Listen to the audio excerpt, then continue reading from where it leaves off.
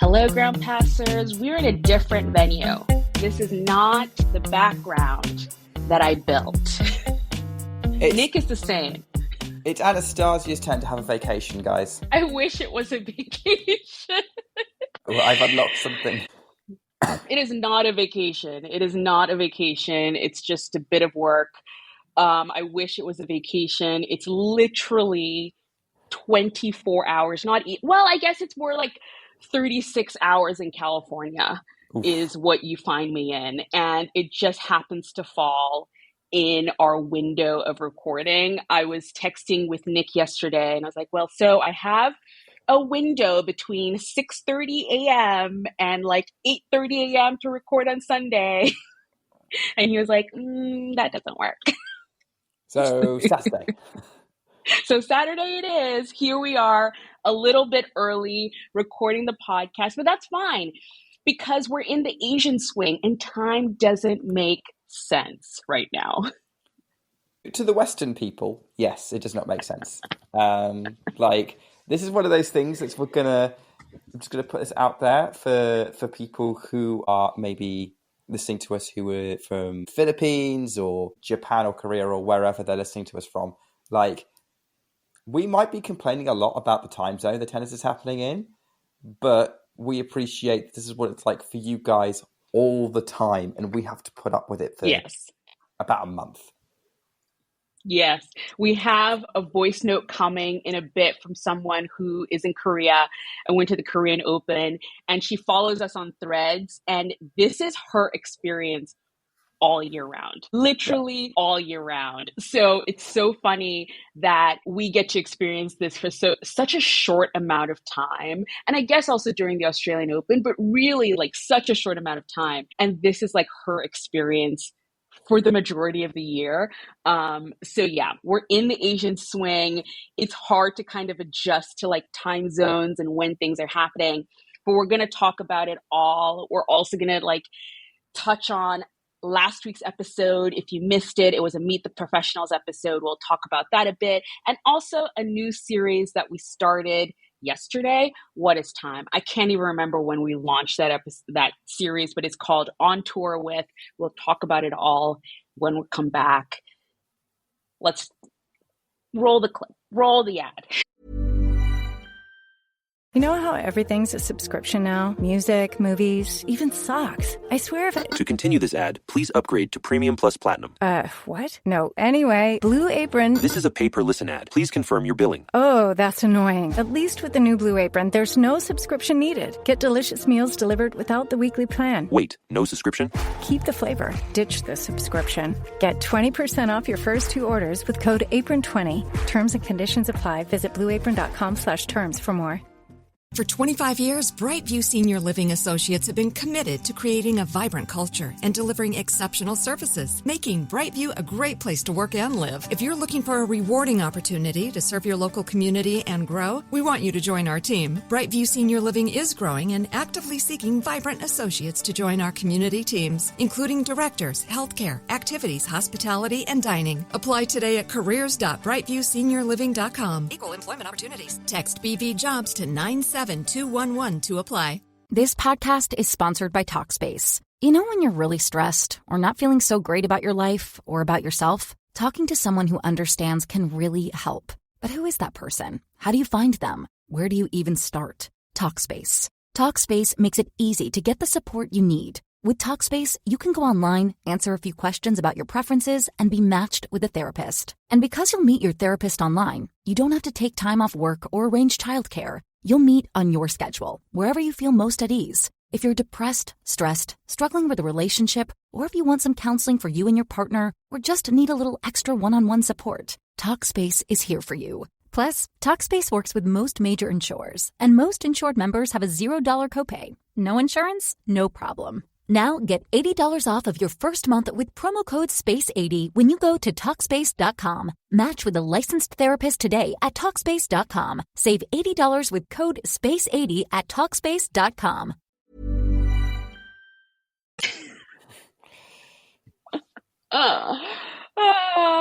You can tell that I'm just off of like a plane and haven't had enough coffee yet. But we're getting there, guys. We're getting there. Welcome to Scrambled Anastasia tries to host a podcast. Yes, but we are getting there. Should we start a little bit, just a quick catch up on last week, because we weren't here last week. We had a fill-in episode, which is our Meet the Professional series. Now, if you're just joining us, which we do have a lot of new listeners post US Open, welcome. Thanks for joining us. But the way we structure, the season, like our usual schedule is once a month, we have a Meet the Professionals episode to kind of give us a break. So we have 3 weeks of regular episodes, and then on the fourth week, which is usually the first week of the month, we do a Meet the Professionals episode. And last week we got to talk to Brian Garber, who is an ATP coach. He coaches Ethan Quinn, who is someone who we've talked to a bit on the pod in more sort of like formal ways, in the terms of I've talked to him at tournaments before, post match and all of that stuff. But we talked to him. Meet the Professionals is a series where we talk to all the pros who are not tennis players. What has been, Nick, your favorite Meet the Professionals episode? I think I know which one. Easily the one that we did with Abigail Johnson back in, what was it? We recorded around about Indian Wells, but I think it came out in April. Yeah. But for me, it's Abigail, purely because I think the kind of the tips and tricks that she shared about what it's like being a commentator, as well as just, she is like a tennis fan who is living her dream. And that I just love speaking to her about that as well. So yeah, absolutely fantastic episode. Go listen to that. That is definitely my personal favorite. Yeah, we have now a playlist on, if you're watching or listening to our podcast on YouTube, we have a playlist called Meet the Professionals. So you can go back and listen to all the Meet the Professionals episodes. On any other podcast feed, I think you can just search for it and you can check out all the other episodes. We already have our next episode scheduled. It's going to be in October.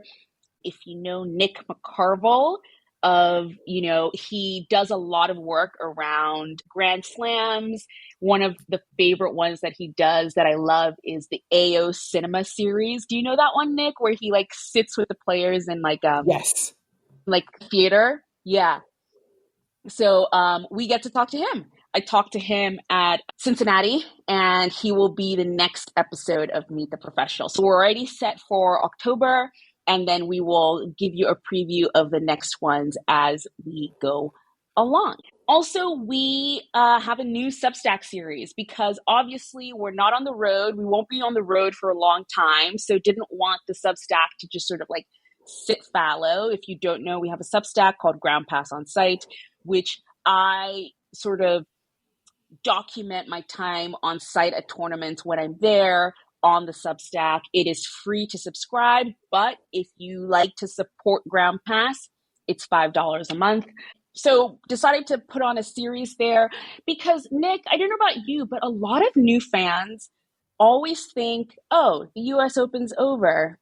So is tennis. I mean, I don't know, because I live in the UK, so for a lot of people in the UK, Wimbledon is over, so tennis is over. Yeah, so even more extreme. But yeah, so I just wanted to kind of talk to a bunch of lower ranked players who the Grand Slam season is over, but for them, this is a pretty important part of the year where they can use it to gain ranking points, so they can almost try and get a better leg up when the new season starts. The first person we feature on it is Ethan Quinn, only because I've known him the longest. I first started following him when he was on the Challenger Tour in November of last year. So I've talked to him the most, and I was able to reach out to him and say, hey, do you want to do this? So it's his first time in Asia, and I was able to call him up in Chengdu, which was quite the experience because if you don't know,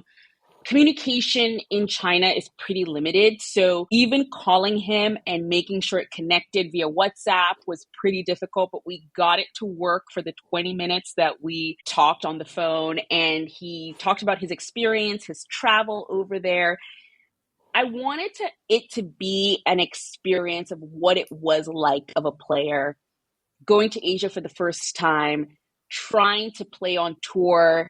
He's 80 in the world, trying to build up ranking points and all of that. And here's a bit of a clip of his journey from Florida in Miami all the way to Chengdu. Correct. Yeah, left on Thursday out of Miami at 11:30 p.m. Okay. Kind of left a little bit earlier than maybe some other players that would be in the main draw of this first week here in Asia for the ATP events. Yeah. And that was partially just because, it is my first time. It is my first time adjusting to the time change. It's a 27-hour travel day. We flew from Miami to Doha to Chengdu direct.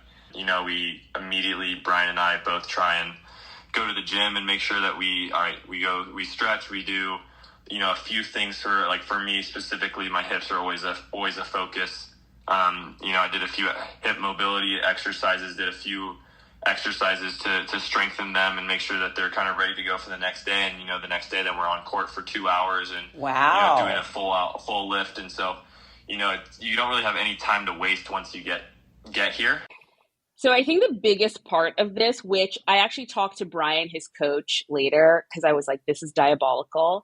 But how do you get off of a 27-hour plane ride and go straight to the gym? That is diabolical. That is professional athlete. They're just built different, Anastasia. Like, I know you like your early morning workouts, and I think you're insane. So Ethan and anyone who's a tennis player is the next sort of level up. Yeah, like, it doesn't surprise me. This guy's been sat down for ages. He needs to keep his body in good condition and ready.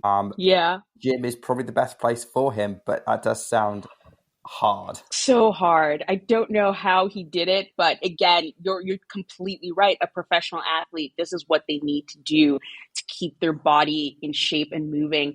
I also was very fascinated by what he was talking about with like setting his clock like on the plane already to wherever he was going, just to like make sure he was like on the same time immediately, even from the plane.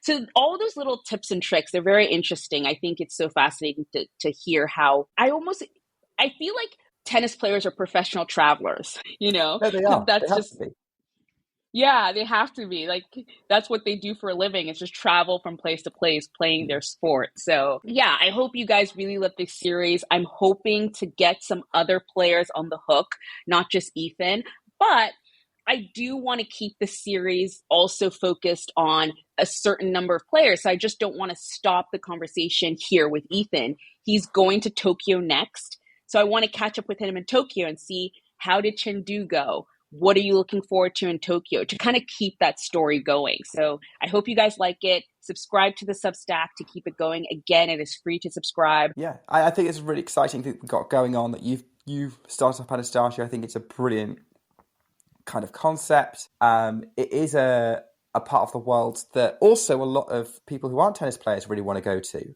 who want to explore. Like, Yeah.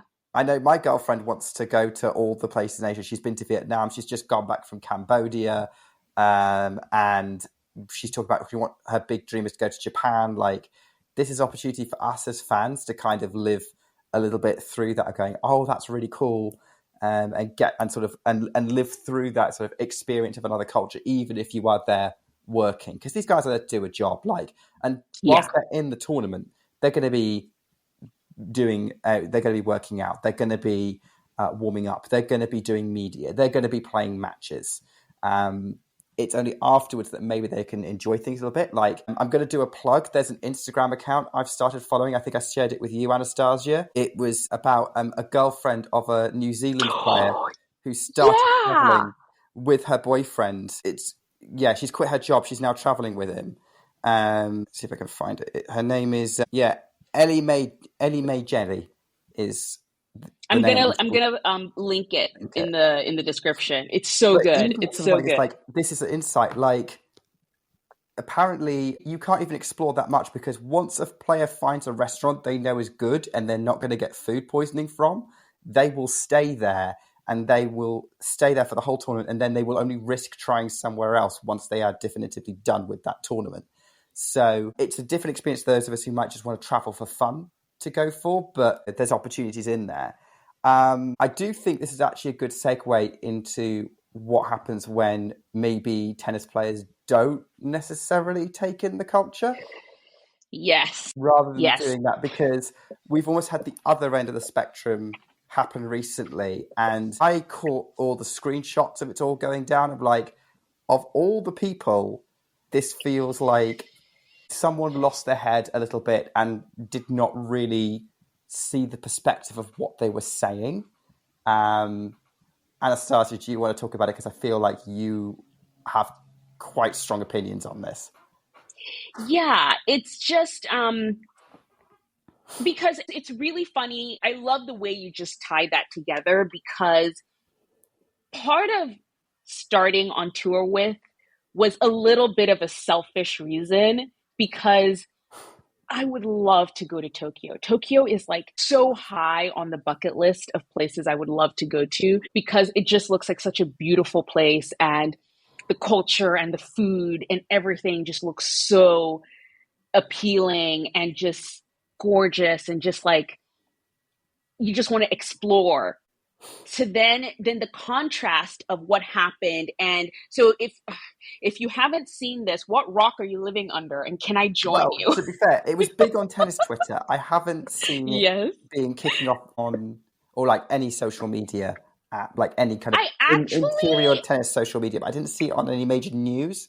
It might be different in the US because this involved Taylor Townsend, who is an American player. Exactly. Yes. So because she is an American player, I definitely have seen it on the sports news here for sure. But Taylor Townsend is in Shenzhen in China for the Billie Jean King Cup, which we will talk about later in this episode. And when she got there, you know, they have all these sort of like player welcome dinners and events and media and all that stuff. And for the player dinner, they had like a buffet of different food, including a lot of Chinese delicacies, including sea cucumber and turtle and bullfrog, and all these things are Chinese delicacies.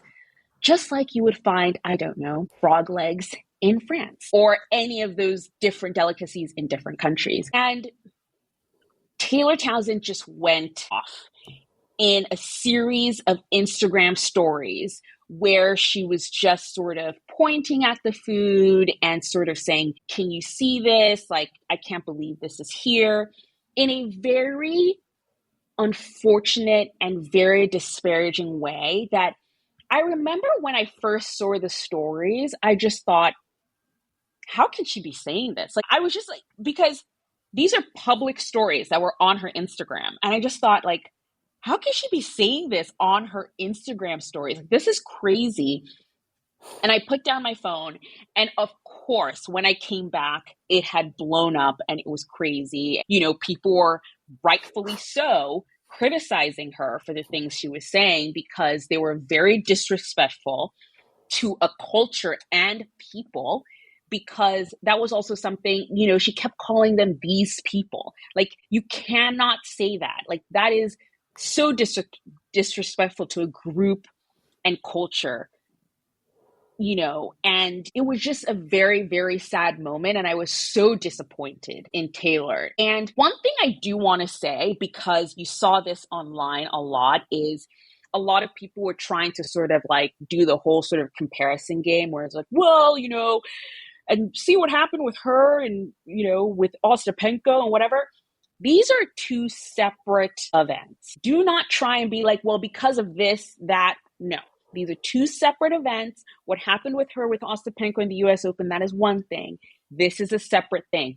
Both bad in their own ways, but I just don't think we should be talking about them in the same conversations. Taylor did delete the videos, and she went on her Instagram stories and she apologized. I didn't think the apology was well done, in my opinion, but that is me.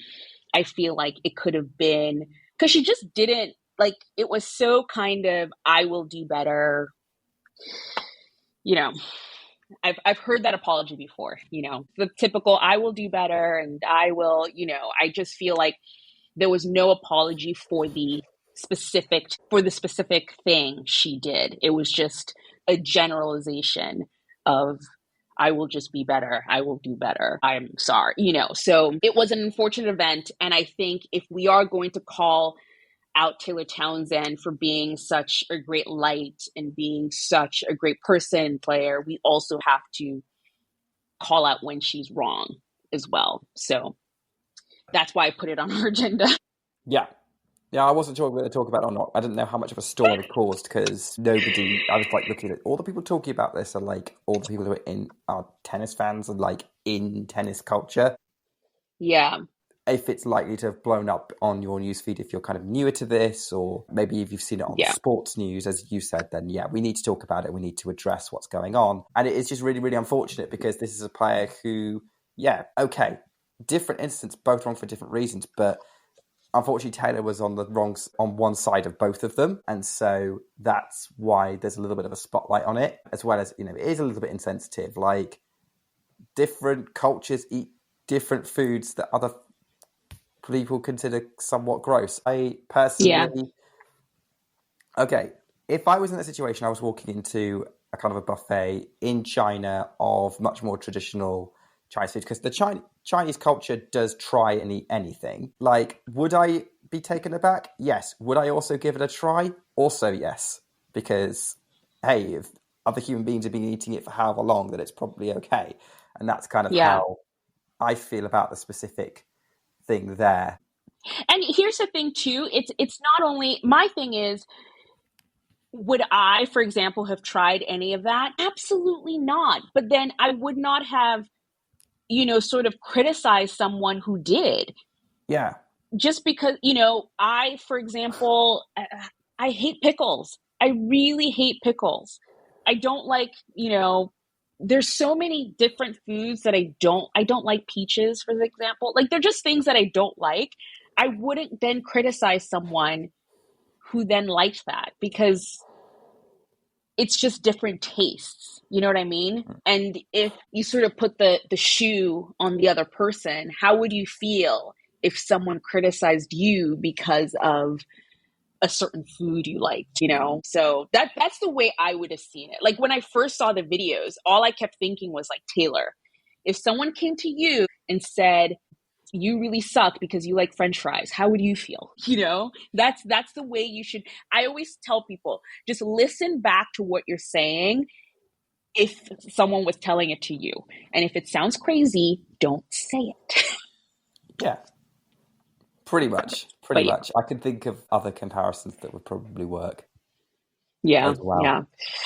For America and also for the UK. Yeah.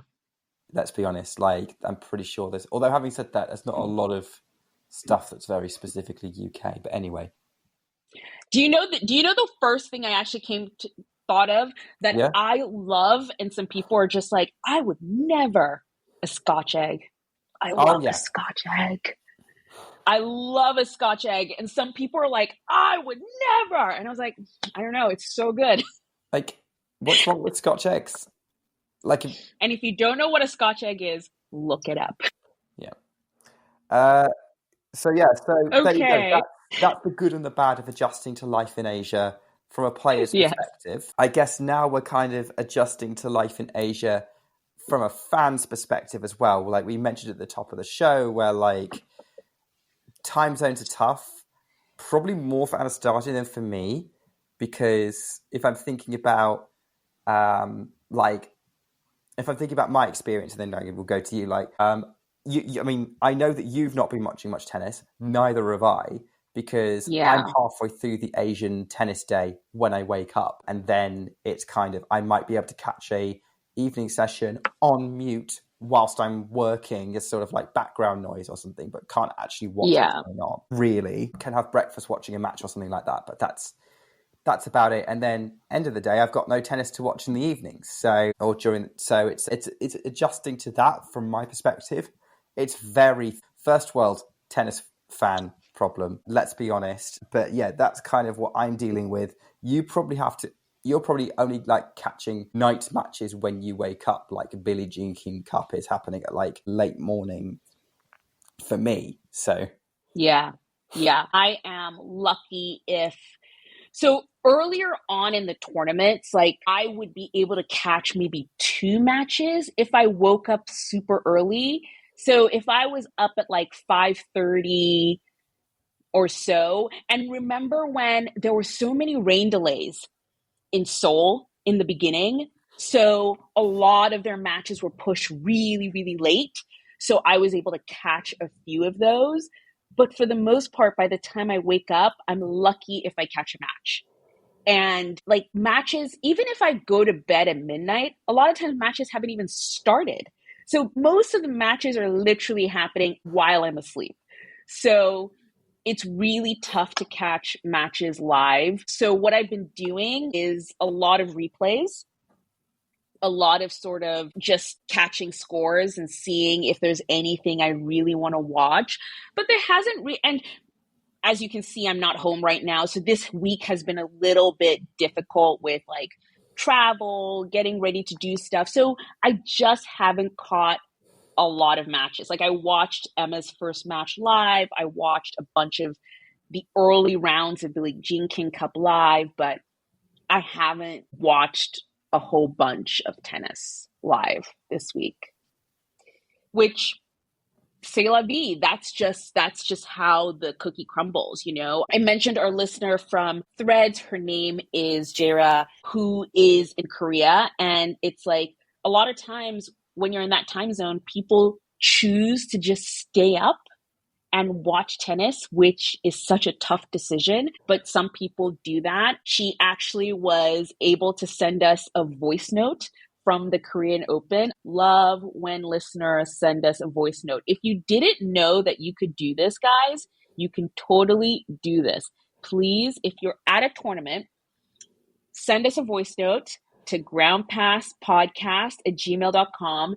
Tell us what it's like. Give us your little review of the tournament. So if someone wants to go to the tournament the next year, they know what to expect. We've got a ton of voice notes over the year. We play them every time we get them. But this is Jera note from the Korea Open. The Korea Open has kicked off, and I'm here to watch for the entire week. It is held at the Seoul Olympic Park Tennis Center from September 15 to 21. One of the best things about Seoul is that it has an excellent transportation system, and there's literally a subway station within a 5-minute walk from the venue. Regarding the tickets, you can buy 1 ticket to watch all matches for the day, and you can purchase through this ticketing app called Fever. The cheapest ticket is 15,000 won, roughly around $11, and the most expensive is 500,000 won, or around $360. But to be honest, you can get really great seats near the player's bench for just $50.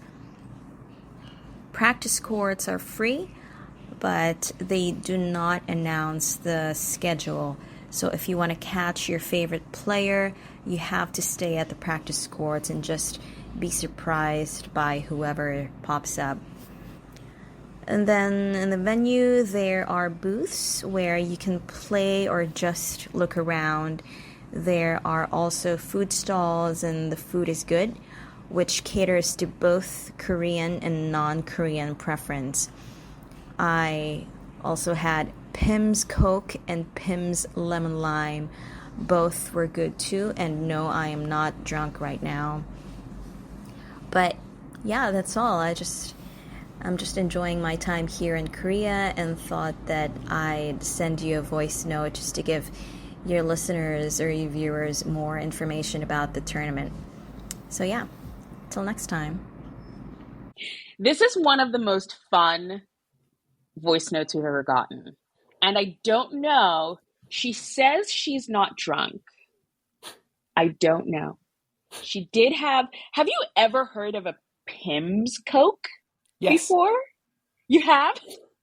Yeah. It's not, you have it over here as well. Like, Okay. It's basically because, okay, have you ever had Pimm's, Anastasia? No, I haven't. So, do you know what Pimm's is, or should I explain? I know what Pimm's is, but what Yeah. part is the Coke? So, essentially what happens Replacing. is, for those who don't know, Pimm's is a spirit that's a bit like a cordial or a squash type thing. Like, it's very sweet, but it's alcoholic, and actually very much associated with Wimbledon. Like, there's a Pimm's stand at Wimbledon on the hill that you can go and get some Pimm's from. And, like, I wouldn't recommend having it straight, but you could. But typically you mix it with something. Like, typically you need a mixer with it, right? That, you've had sort of liqueurs or things like that, or whatever, like, that need a mixer to be able to drink it, like a gin type thing. And that's what it is. Coke is the mixer in this case.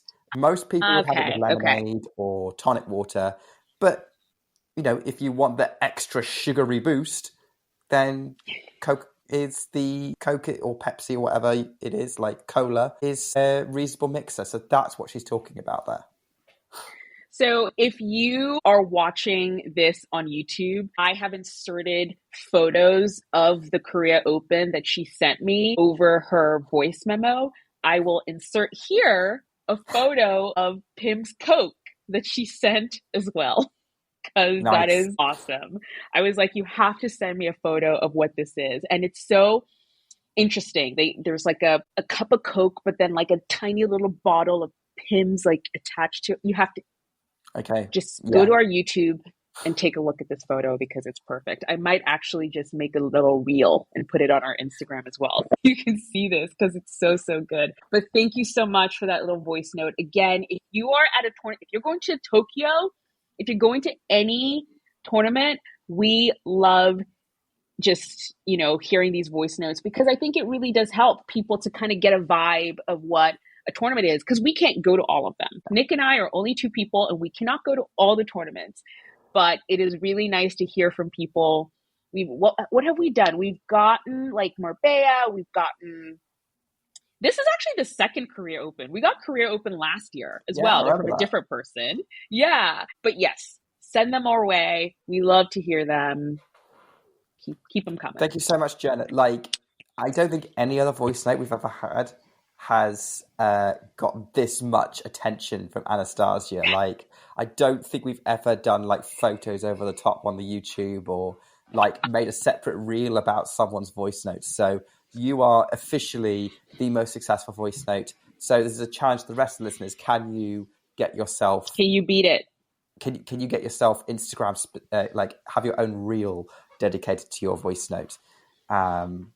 Let's see how it goes. But yeah, that's exciting. And I think it's also important to, like, as I said earlier, like, it's very much an us problem, because it's a sign of this growing tennis community in Asia that there are fans showing up all the time for these tournaments. And we're increasingly also seeing tournaments, players from like different countries that we're used to. Like, we've obviously had a load of Chinese and Japanese players, and Korean players are kind of up and coming, but none's really made a massive breakthrough yet. But we're used to seeing lots of them. But now with Anastasia representing the Philippines, or Janice Tjen representing Indonesia kind of coming through, like, these tournaments are now a big deal. And it's really, really exciting that, we want to see the sport grow. That's what we're here for. Yeah. But it's just great news all around. And hopefully you'll see more content from us talking about that as well. Yeah, totally. Yeah.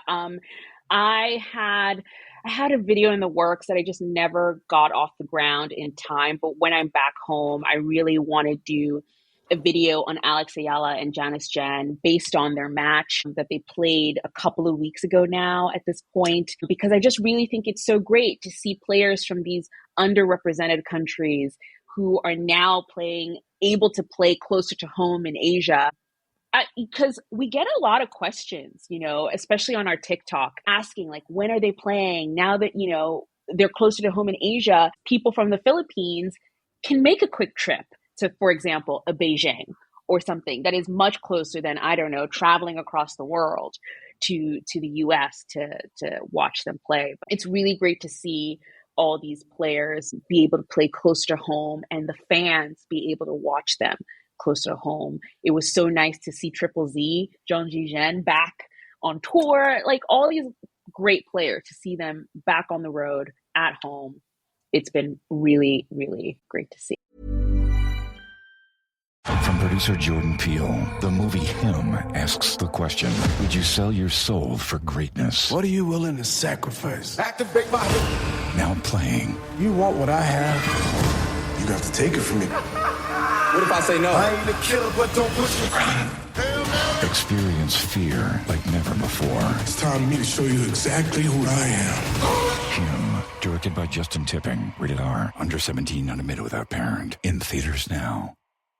This podcast is sponsored by Talkspace. You know when you're really stressed or not feeling so great about your life or about yourself? Talking to someone who understands can really help. But who is that person? How do you find them? Where do you even start? Talkspace. Talkspace makes it easy to get the support you need. With Talkspace, you can go online, answer a few questions about your preferences, and be matched with a therapist. And because you'll meet your therapist online, you don't have to take time off work or arrange childcare. You'll meet on your schedule, wherever you feel most at ease. If you're depressed, stressed, struggling with a relationship, or if you want some counseling for you and your partner, or just need a little extra one-on-one support, Talkspace is here for you. Plus, Talkspace works with most major insurers, and most insured members have a $0 copay. No insurance? No problem. Now get $80 off of your first month with promo code SPACE80 when you go to Talkspace.com. Match with a licensed therapist today at Talkspace.com. Save $80 with code SPACE80 at Talkspace.com.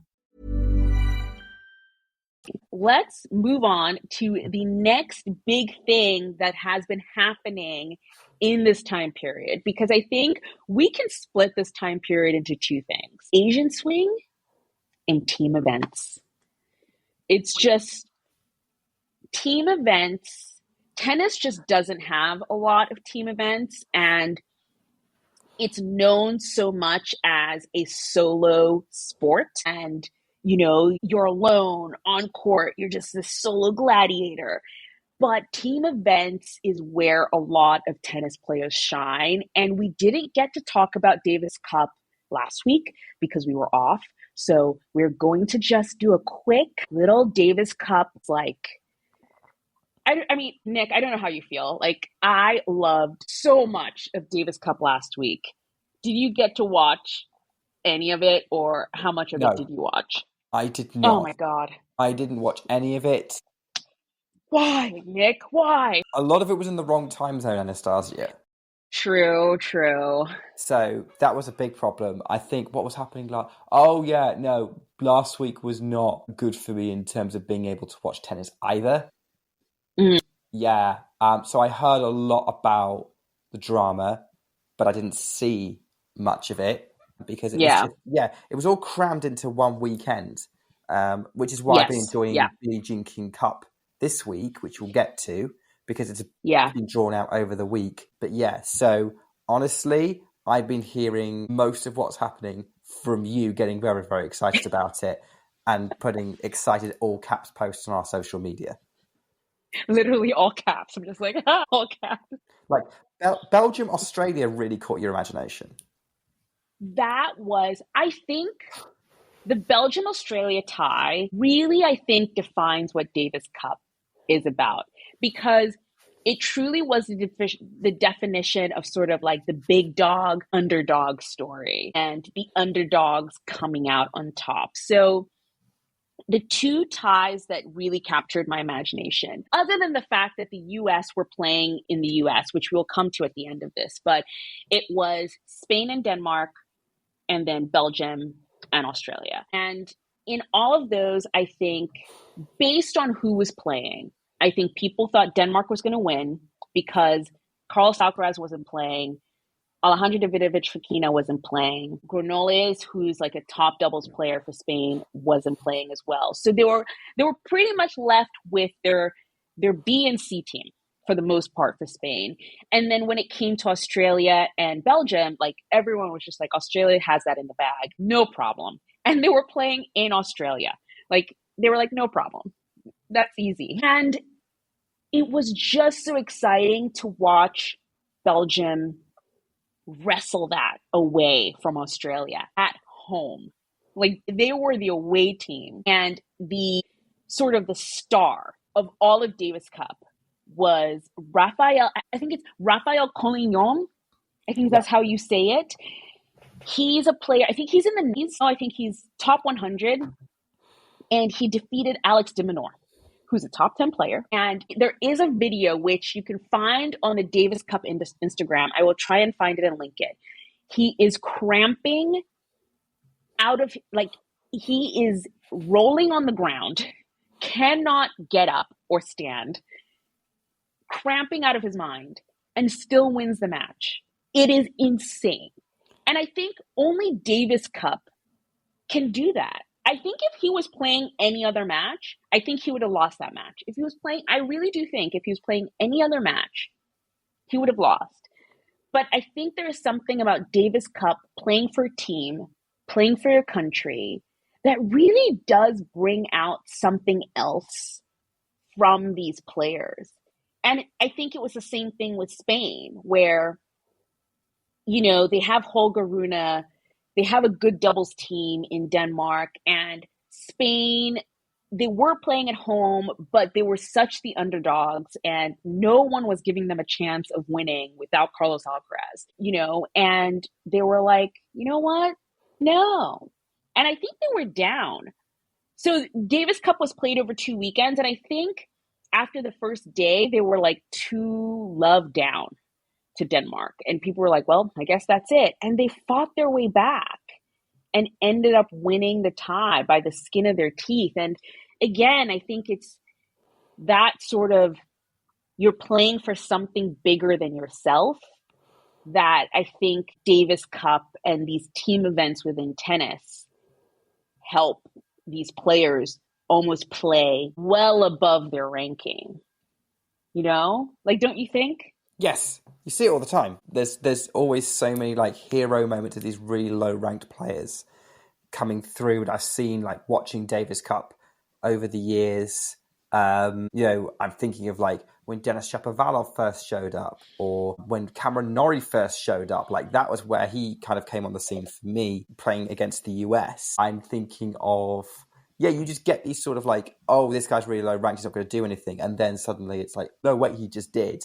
He just did. Yeah. And he took it to him. And like, that happened a lot with the Belgium stuff. Belgium against Australia thing, that was really cool. Spain kind of showing up. Even Billie Jean King Cup, we just had this whole thing with the US sending in their, quote, C team to get themselves into the finals. So, like, I think it's a great leveler because there's a lot of motivation for these low-ranked players to show what they can do. Because I will say this again, the reason they are low-ranked is not because they're not as good, but they don't find their best as often as your Sinner or Alcaraz or your Sabalenka and Swiatek. It's a question of frequency, not ability. And quite often, these kind of events are that once-a-year thing. I mean, I'm champing at the bit to talk about Billie Jean King Cup. We were even seeing it a little bit this week happening with, like, the China at a smaller level, like not outside top 100 kind of levels. I think everyone in the Billie Jean King Cup was in the top 100, but even then people kind of playing a bit above their ranking and making ties a bit more interesting.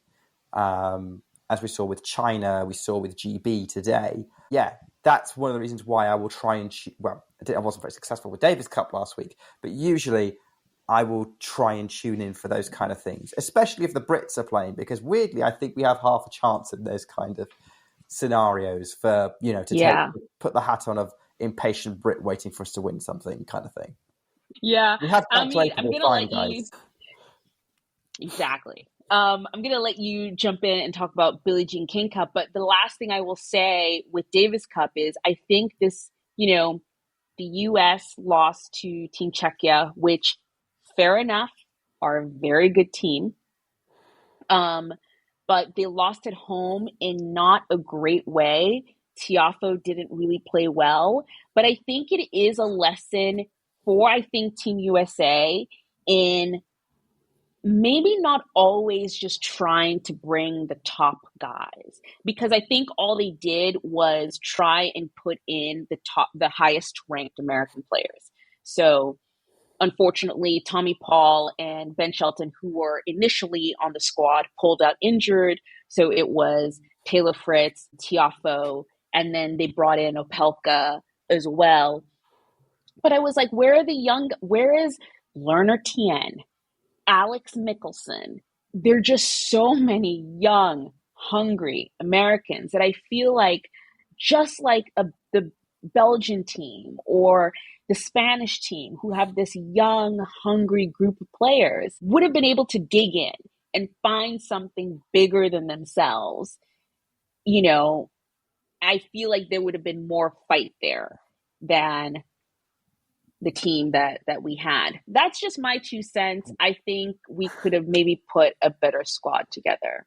Why do I get the feeling that if Anastasia was Davis Cup captain, her team would have been Alex Mickelson, Lerner Tjen, Christian Harrison, and Evan King? That would have been my team. And we would have won. With Lishesh Vassafaretti thrown in as your reserve. Like as an alt. We would have so won. We would have won. I'm not a betting woman. I don't bet, but I bet we would have won. A good chance of it. I think it's one of those things that, obviously some kind of perceived wisdom here is you go with experience of playing Davis Cup and people who've been there, done that, and know it, or hey, we should have an advantage if we put these players in. Yeah. And the reality is, I can't think of any young players who've been thrown into a Davis Cup environment and just completely frozen. If anything, 9 times out of 10, they step up. So why is still that fear there? Mm-hmm. So that's just something to think about. Obviously, having said that, I know what you're saying, Anastasia. I do think if Taylor Fritz and Tommy Paul had played, they would have. Probably. Yeah, if they were full health. Yeah. Let's not completely dismiss okay. guys, especially since they're... No. Yeah. Look, I'm a Taylor Fritz believer, and he definitely was sick as well. So I'm sure if we had our full squad, they would have won. I just feel like in the alternate positions that we had, I think we could have done better with our alternate positions as well. But Billie Jean King Cup, Nick, fire away. You've been ready for this. I've been loving Billie Jean King Cup. I know Seoul's been happening this week at the WTA. We're probably not going to talk much about it other than the voice note. Just a quick aside, the final that's happening tomorrow is Iga Swiatek against Ekaterina Alexandrova, and Iga is doing her thing. And I love Iga doing her thing, but also Billie Jean King Cup has just been delivering on so much drama elsewhere. Barbie K as well, by the way. She did the whole saving match point thing and surviving again against Emma Raducanu in Seoul. Tangent done. The Billie Jean King Cup. Okay, we start off with Italy again, the defending champions Italy against the hosts China. And you end up with 2 3-set epics, and Italy, wrong country. Italy winning 2-love without having to go to the doubles, without having to need Irani and Paolini. But oh my gosh, they really had to go the long way around. Yuan Yue was match point in second set, 4-love up in the third, and Elisabetta Cocciaretto clutches it out. Jasmine Paolini has to fight back against Wang Xinyu. And this is another thing, China did pretty well without needing Xiong Chin Wen, by the way. Yeah. To kind of go back to your earlier point. Oh gosh, who are Ukraine playing? Because my brain is drawing a blank on me. So Ukraine were playing Kostyuk and Svitolina. No, Ukraine as in their quarterfinal. Oh, who did they play? They played wait, I know this. I know. Spain. Yeah. Yes. And that was exciting because you had Paula Badosa coming back after injury. This was her comeback tournament. And you had Marta Kostyuk playing Jessica Buzash-Monero, and that first set was brutal. It was brutal. And Buzash-Monero won it, faded. I think it took too much out of her, had to retire after Kostyuk won the second set. But that match was fabulous for as long as both players were fit and firing. That was super competitive. And then you had Badosa, similar situation, winning the first set and then fading as the match went on against Svitolina, but showing that okay, she's kind of back, is Paula.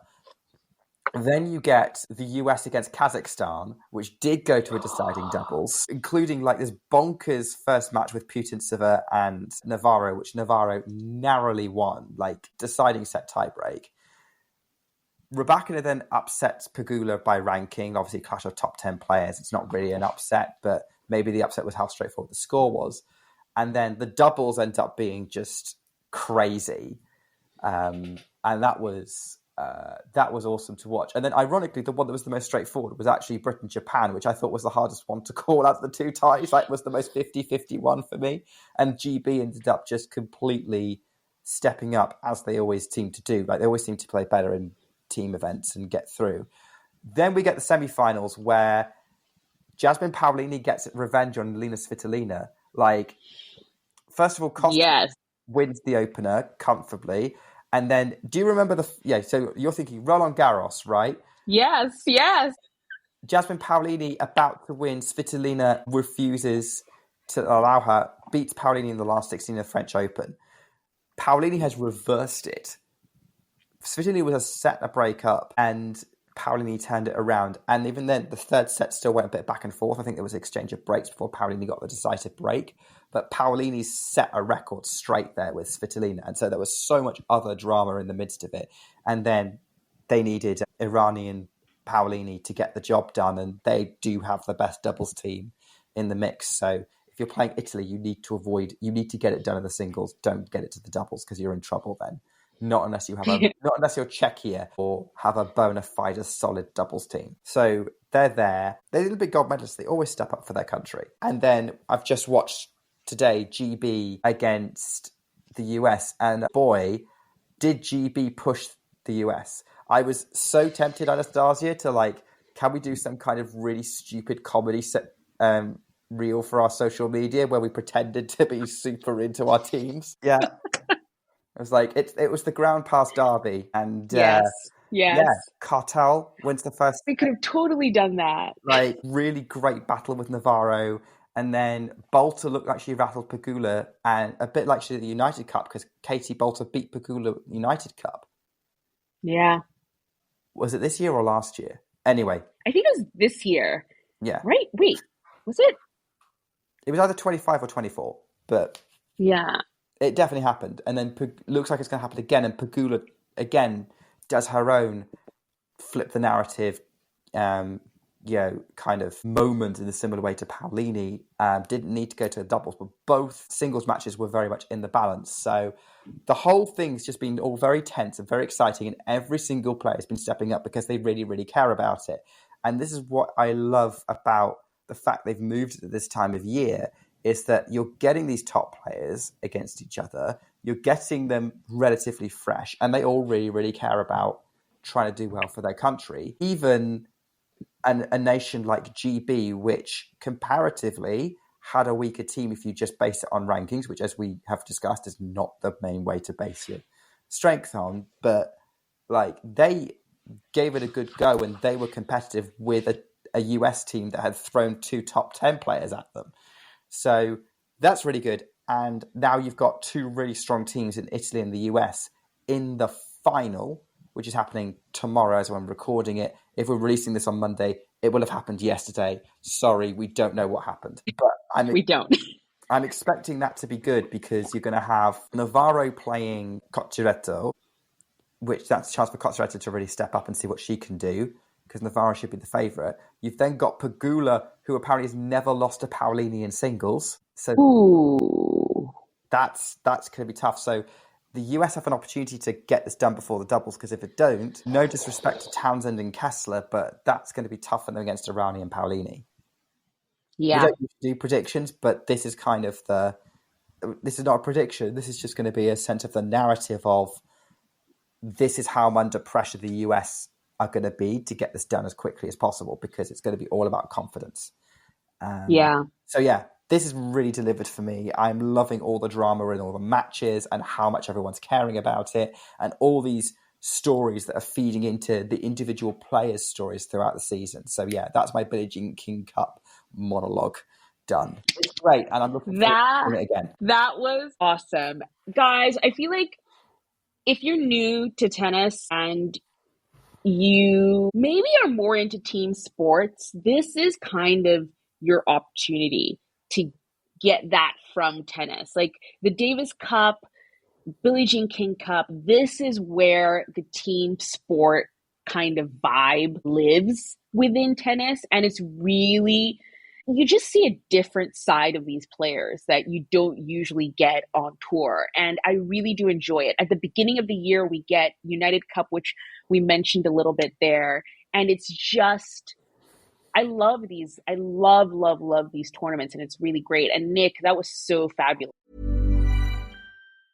For 25 years, Brightview Senior Living Associates have been committed to creating a vibrant culture and delivering exceptional services, making Brightview a great place to work and live. If you're looking for a rewarding opportunity to serve your local community and grow, we want you to join our team. Brightview Senior Living is growing and actively seeking vibrant associates to join our community teams, including directors, healthcare, activities, hospitality, and dining. Apply today at careers.brightviewseniorliving.com. Equal employment opportunities. Text BV Jobs to 97211 to apply. This podcast is sponsored by Talkspace. You know when you're really stressed or not feeling so great about your life or about yourself? Talking to someone who understands can really help.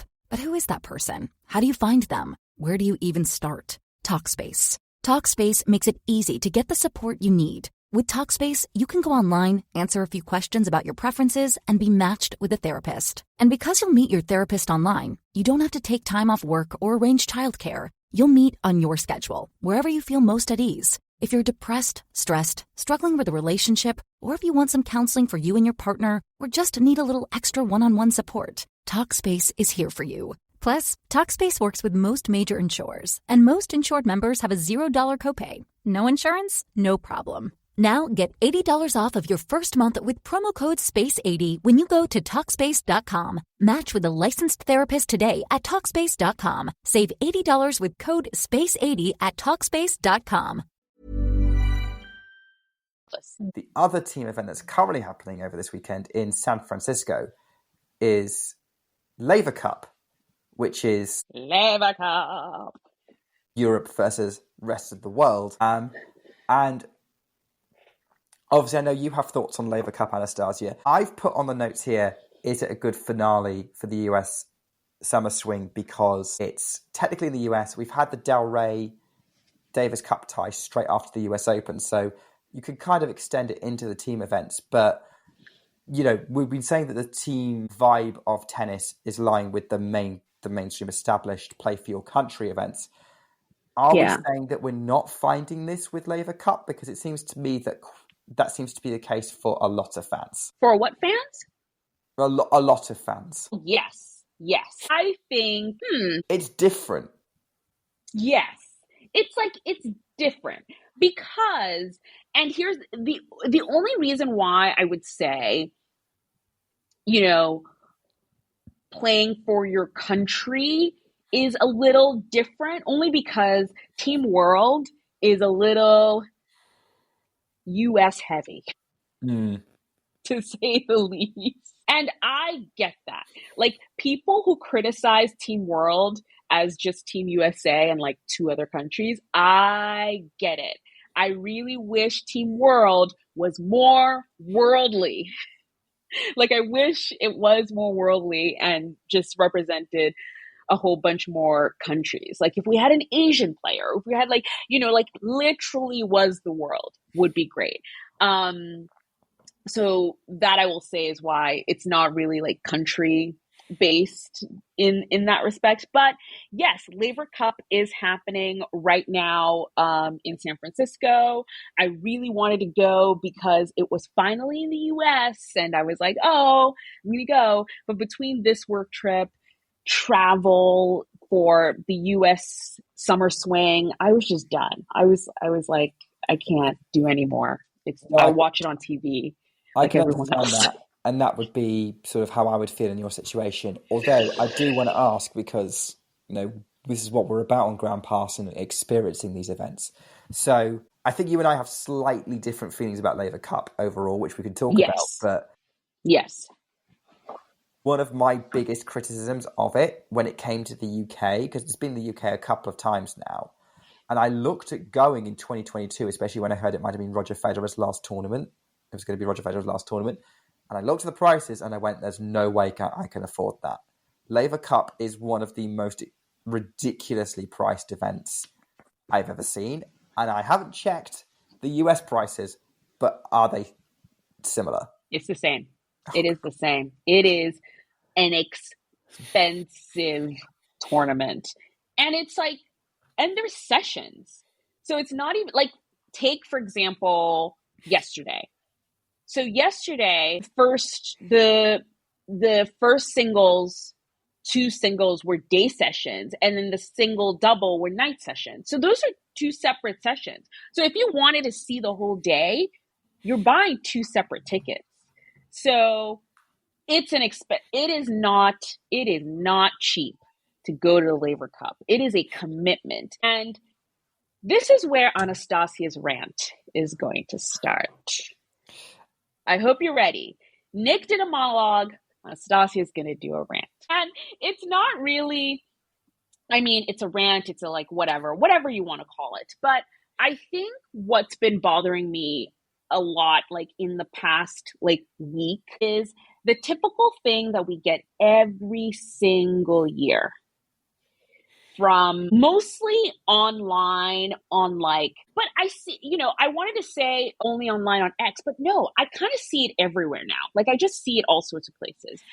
And I hear it on podcasts and everything. And it's people saying, Laver Cup, who even cares? Why do people care about Laver Cup? And also, this also kind of extends to tennis exhibitions in general.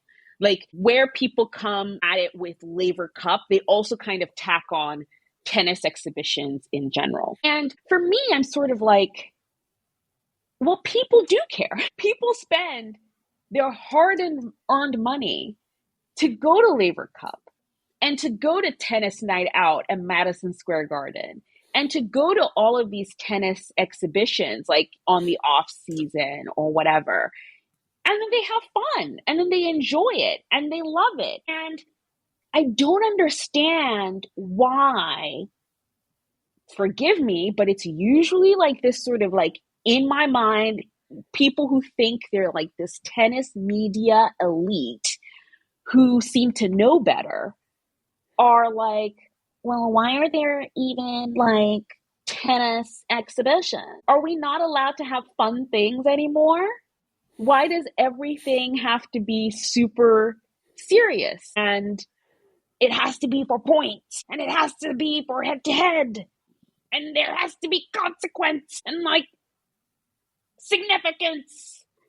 I just don't understand where we stopped having fun as a sport. Or I'm coming from someone who is new to commentating on this sport. So I've always loved exhibitions. And I think before I started commenting on the sport, and almost like most fans who go to this, I just never even heard of all this sort of dissent against exhibitions and stuff. But it's really kind of, I don't know. I just think of it as maybe a fan going to Laver Cup who spent all this money, went there, and then hears someone saying, well, that's stupid. Why would you do that? It just seems very condescending, and I don't like it. What, is it? And I don't like when people feel like they need to police other people's way of enjoying a sport. So people are like having to go, people are actually paying tickets to go to Laver Cup. Yes. Because they're sort of, how do you call it? They're, how do you say this? How do you say this in English? It's like they're saying, why does Laver Cup exist? Like, why is this a thing if it doesn't mean, quote unquote, mean anything? Yeah. No, do you know what? This is more or less what I was thinking about Laver Cup when I was thinking that we're probably going to have to talk about this on the podcast, because I have conflicting feelings on Laver Cup. Like, I do think it's stupid. I do think it's overly expensive for what it is. Tennis didn't need a Ryder Cup, and we've not had an intercontinental rivalry in tennis since Borg-McEnroe, really, in terms of like the top of the men's game, if you really think about it. Like, women's game a bit different, but like men's game, we haven't had that. So they don't necessarily have these two figureheads who could go clash head to head. You know, golf has these regular names that, you know, can lead their teams and whatever. So there is that. However, when I have watched Laver Cup, I've had a tremendous amount of fun watching it because, like, I loved the team vibes that you get. I loved seeing the tactics being said. I loved the big three getting involved in doing that. I think it's a great fun vibe and a great exhibition in a positive sense of tennis, of like showing how good tennis can be and how much of a show it can put on. And some of the matches have been quite interesting over the years. Like, I don't hate it. I don't think it's stupid and pointless. I don't think it's pointless. And I think there's a lot of positives to it, and I will enjoy it. I haven't watched any of it, by the way, because it's on a channel that I would have to pay to subscribe to in the UK, and I decided it just wasn't worth getting that for a weekend. Not when it's not a Roger Federer retirement event. Anyway, so that's kind of how I feel about it. But I agree with you that there's too much of an emphasis on, because like this is something like I know what you're saying. Like, it's the same crowd that say, why are tennis players constantly moaning about the schedule and then going to play exhibitions? And it feels like for the people who are saying this, tennis is intense because it has to be, because that's what they enjoy about it. It's the intensity of the competition. It's the intensity of the storyline, which, let's not be hypocritical, you and I both enjoy as well. A lot. Yes. But like, that means it has to be that all of the time. And so anything that's not that doesn't really compute, be it an exhibition or a fun team event that isn't for your country. So yeah, like, I completely see what's going on there. But yeah, I'm up for things being fun. I'm up for having friendly matches. I think that's where you see the human side and get to know the players properly, not just as competitors, but as people that you can kind of find something else to latch on and empathize with and support. I am very unashamedly very, very nerdy. And I don't just inhabit online tennis spaces. I also inhabit the nerdverse of whatever franchise you want to discuss. And I'm thinking what you're talking about, this sounds a lot like the sort of conversations I have with, or not I have, I've seen with other fans. I'm trying to pick a franchise that I like that is going to be a bit more mainstream, because I'm a hooligan, but I appreciate that show does not have as wide a reach as some other things that could come off that. So I'll go with Star Wars, which hopefully, Anastasia, you've at least seen. Of course. Yeah. Yeah. That's a wide, there's a big audience. The Star Wars universe has, the Star Wars fans cannot agree on anything other than the most recent films were bad. Yeah. But watch that dialogue change in 20 years when the kids who grew up with those films get to be adults, as happened with the prequels. But there are certain types of Star Wars fan out there, and most of them will say the best Star Wars film is kind of, there's a bit of fight of the title. Best Star Wars film is, and apologies for those who haven't seen and don't care, but this is relevant to the point, I promise, is quite often you get a lot of people saying The Empire Strikes Back is the best Star Wars film because it was the best made and it's got the iconic twist in it and it's pretty intense as a movie. You've got the people out there who absolutely love Revenge of the Sith, which came out in 2005 and has probably the darkest plot lines in Star Wars, which is kind of glossed over because they want to try and sell toys. But then you've got people like me, and I do love Star Wars, and a lot of my friends do as well, whose favourite Star Wars movie is A New Hope, because that's the fun one.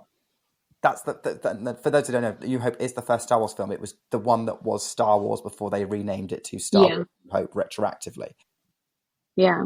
So that's the fun one. That's the one that's the one most of us saw first. You know, okay, maybe if you're a certain age, you would have seen a prequel first. But anyway, that's the one that like you got introduced to Darth Vader and lightsabers and spaceships and the Millennium Falcon, and it was just a sort of a fun space adventure, sort of hopped along and didn't take itself too seriously because it was an homage to various different kind of genre pieces, but whilst trying to build something new in this cool sci-fi universe. And that's the one I like and I want to have fun with. And I don't have time to get people in. The people who like the other movies, they are very good Star Wars movies, but you're taking things way too seriously when you're getting into I want this one to be the serious and intense one that has to be all the time.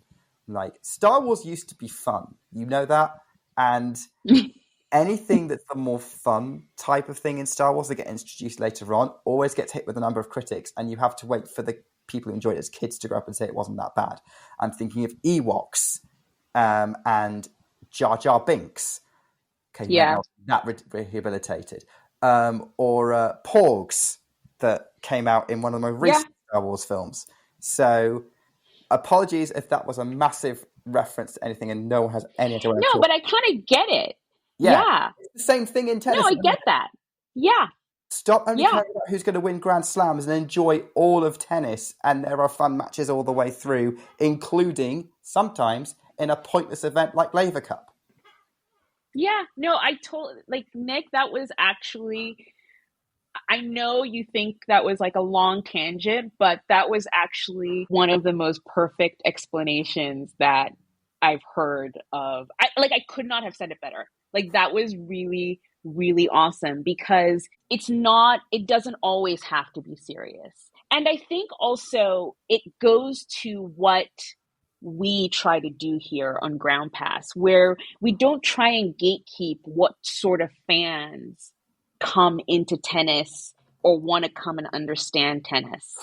Sometimes people go to Wimbledon or the US Open to wear a cute dress and take a cute photo, and they just want to enjoy the sport. They could care less if Jannik Sinner won a Grand Slam. They don't know who he is yet. They might in the future, they might slowly build up to that. But in the beginning, they're treating this as a cultural event, and kind of like Ascot. Like, I don't know what the horses are doing, but people go to Ascot to go to Ascot. Like, I don't know what the horses are doing, So I think in that respect, we don't need to always take it so seriously. Like, we can find the joy in these events. And because I do think sometimes when we do take it too seriously, that's when you kill the child inside of you who fell in love with this sport, Because when you were young, you didn't think, my favorite player only won 4 Grand Slams and I don't like this player, I don't like that player. No, you just loved the sport. You just enjoyed watching it. And sometimes I think we need to retain that childlike love for the sport and stop taking it too seriously. And that's what events like Laver Cup and exhibitions do. It's just a good time. Everyone calm down. And you know what I always say too? If you don't like it, nobody is forcing you to watch it. You can just be, oh, I don't like Laver Cup. I'm going to go just watch something else. No comments. No, if I don't like an event, I just don't watch it and I don't talk about it and I just move on. But anyway, that was my little rant. Laver Cup is great though. Laver Cup. You know what I really love about this year though, Nick, that I have to say this is the joy for me in this event is the new team captains. Like Captain Agassi and Captain Noah are my favorite parts of this year's Laver Cup because they're so different. And I knew they would be. Like Captain Noah is just chill and he's just here to just have fun and watch tennis and just watch Carlos Alcaraz do his thing. And it's all going to be great as long as Carlos Alcaraz is doing his thing. And if you don't know what the reference is, I'm going to leave links to the live podcast that Andy Roddick have been doing from like the Laver Cup. He's been doing daily live podcasts from there and he's talked to the team captains. And Jannik Noah was just like, I'm just going to let Carlos Alcaraz do what Carlos Alcaraz is going to do. And that's all that needs to happen. It's like, what's happening? And on the other side of that, Andre Agassi is like going to practice, talking to the guys, strategizing. It is so different. And I like that part of it. I like that part of it a lot. I would have thought Agassi would have been pretty chill as well. So that's interesting. No, he is not chill. Like he is taking it so seriously. Wow. I'm actually kind of scared because I'm like, what if they lose? He's taking it. I mean, they're playing against Carlos Alcaraz, so it's not looking good. It's not looking great. But and you know what, too? A US citizenship. They really should try. They should give it a shot, and maybe that's what's going to happen.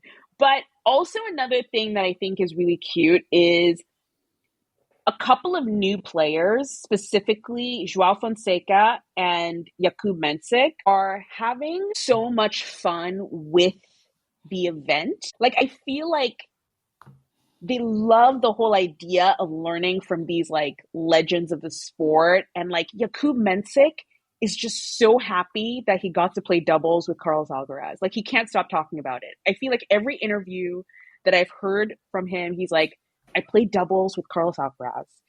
You know, this is something that I could never have done before, but I played doubles with Carlos Alcaraz. And I'm just like, wow, you really like Carlos Alcaraz, don't you? But it's cute. Like these are the little moments that you just wouldn't see on the main tour. And here is Jakub Mensik fanboying over his fellow, you know, team player. Like, you know what I mean? It's kind of crazy. It's kind of crazy. It's amazing, especially since they're not that far apart in age as well.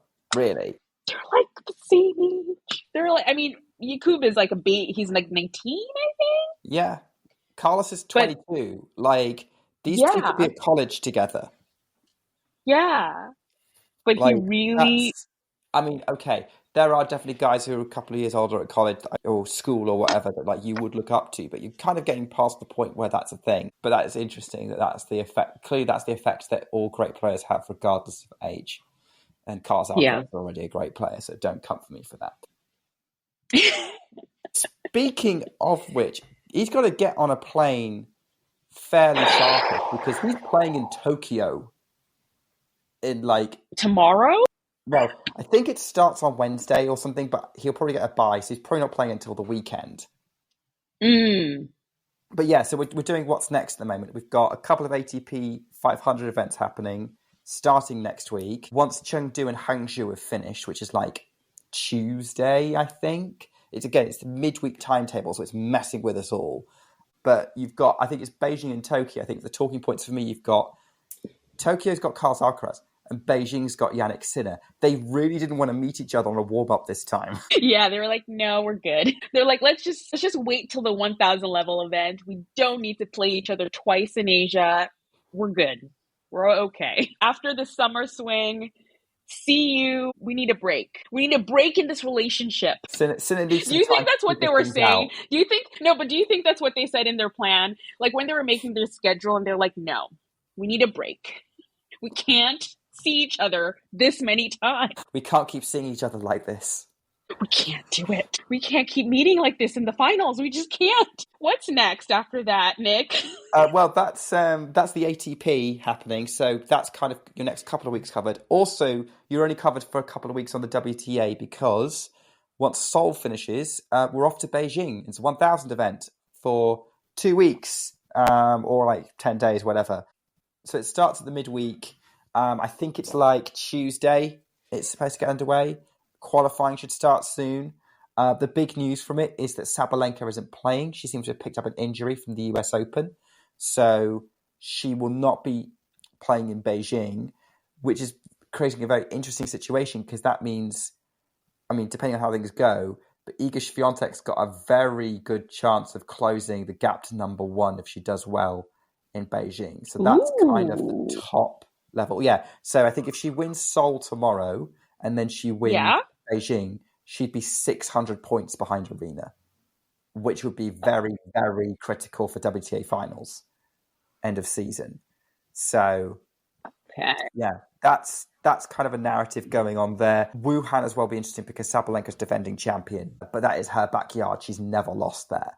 So that's a whole different, that's for way further down the conversation. But yeah, Sabalenka opens up the field a bit. Obviously, it depends on how Iga's feeling.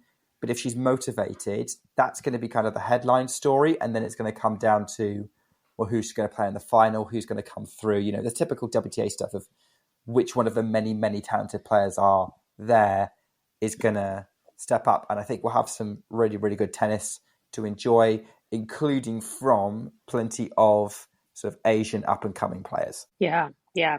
I feel like I'm going to like push back this week in tennis. Yeah. Because usually I do this week in tennis on a Monday, but this week in tennis is going to start on a Wednesday.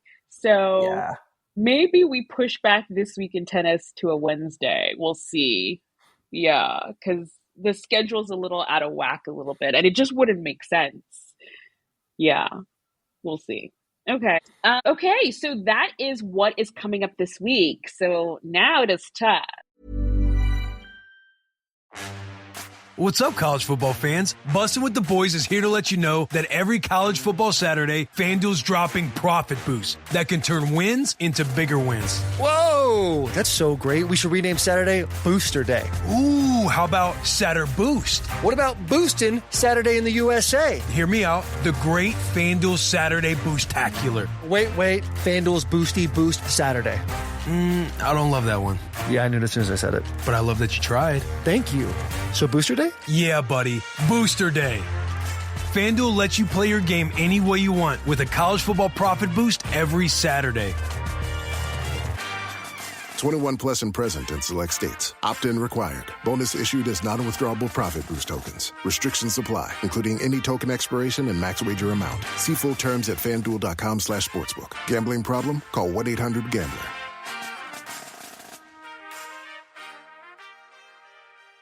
For 25 years, Brightview Senior Living Associates have been committed to creating a vibrant culture and delivering exceptional services, making Brightview a great place to work and live. If you're looking for a rewarding opportunity to serve your local community and grow, we want you to join our team. Brightview Senior Living is growing and actively seeking vibrant associates to join our community teams, including directors, healthcare, activities, hospitality, and dining. Apply today at careers.brightviewseniorliving.com. Equal employment opportunities. Text BV Jobs to 97211 to apply.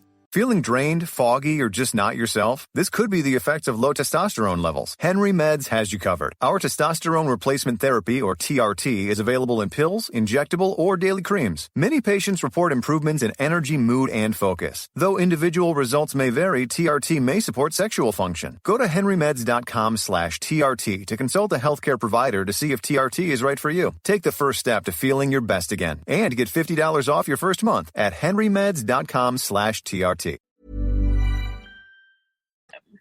It is time for Player of the Fortnight. I gave mine up really early in this episode. Can you guess? Okay, here's a game for everyone. Stop this podcast right now.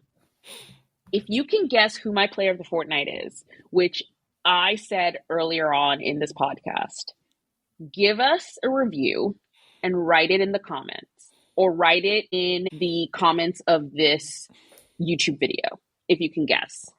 And then you can come back now. And of course, it's Rafael Collignon, because he had such an epic Davis Cup. Like, it was quite possibly one of the best Davis Cup performances I've seen in a very, very long time. And, you know, other than winning the first match against, Alex de Minaur, he came back on the last day and then won against Vukic, and he was the one who kind of tied it up for Belgium and sort of clinched the tie for them. So he really came through for his team, fought through, cramps and everything, and just had such a great, great moment. Now, you could say that we should have seen this coming, because he also had a great run at the US Open just a few weeks before. But, it's tough to say with these things. And